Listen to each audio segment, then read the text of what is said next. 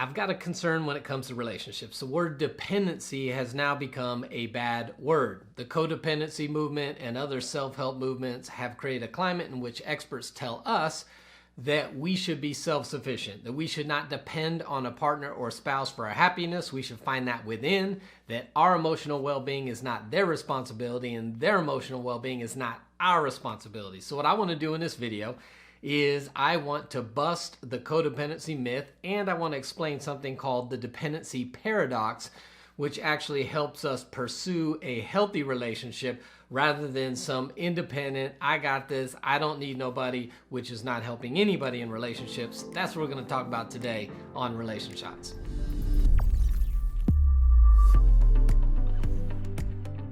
Hey, welcome to Relation Shots. If this is your first time, welcome to the place to get practical relationship advice that actually works in a relationship. If you want a free guide to intimacy, you'll see a link in the description area below. If you just need a good foundation for your relationship, check out our Relationship Blueprint mini course.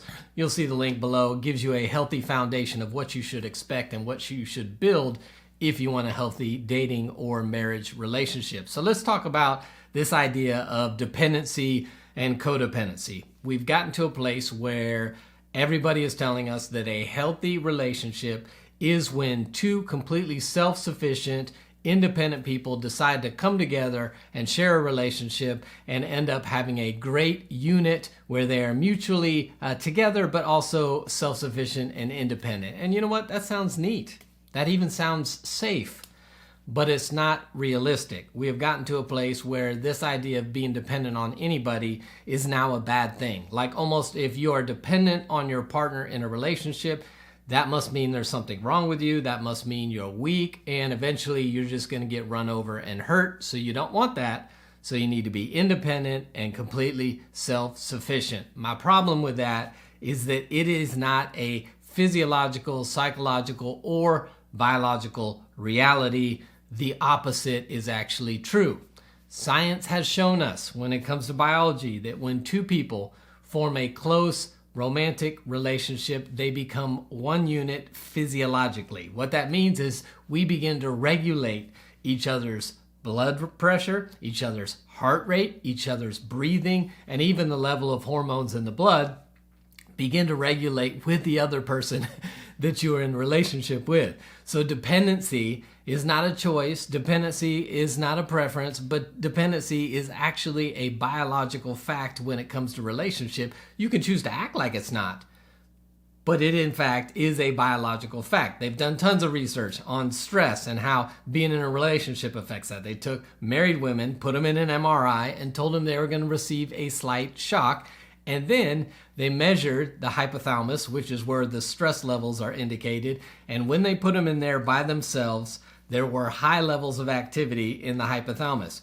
When they had a stranger just hold their hand, extreme drop in the activity in that part of the brain. And when they had the husband actually hold the hand, it was almost undetectable, the stress in the brain, because there's a connection that affects each other's physiology. Now, when you took, and they even separated healthy, happy couples versus unhappy couples, and the healthiest couples had the least detectable activity in the stress area of the brain just by holding hands. So don't tell me that we don't depend on each other biologically. Even if you think psychologically you're not depending, you are dependent on them. And it's a biological reality. Now the question becomes, why do we fight this thing?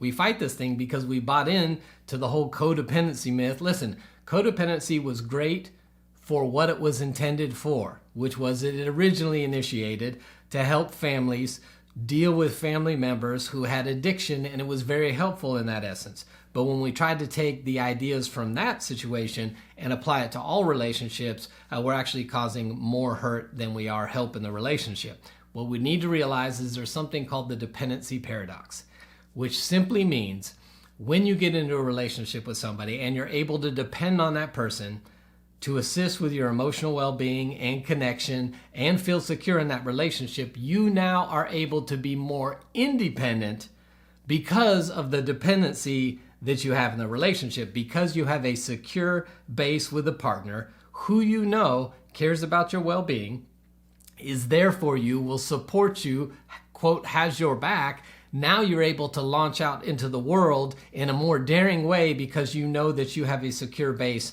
to come back to. So dependency does not make you desperate, does not allow you to get run over, but dependency in a healthy relationship actually helps you to launch out and do what you want to do in the world, right? Which is why a romantic partner choice is the most important choice you're going to make in your lifetime, because the person you choose can either help you, they can hurt you, they can hold you back, or they can launch you into whatever your purpose is in the world. So what I want to do is I want to challenge you.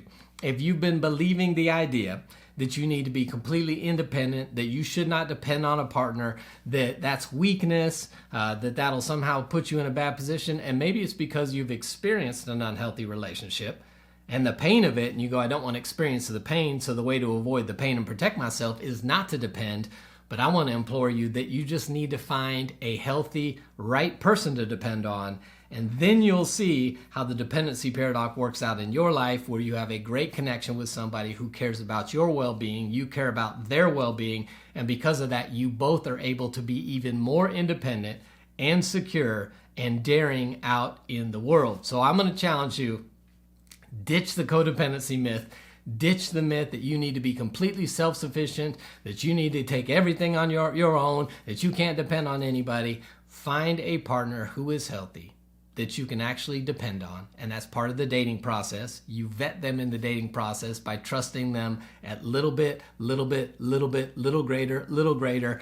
You don't just give complete trust and commitment to somebody that you don't know you can follow through and count on. But as you do, you develop a relationship that's healthy, where they can depend on you and you can depend on them. And in that dependency, you will find the freedom and independence that you've always longed for. I'd love to hear your thoughts on the dependency paradox, on what you believe about self-sufficiency or dependency in relationship. Let's have a conversation. And until next time, we'll see you right back here on Relation Shots.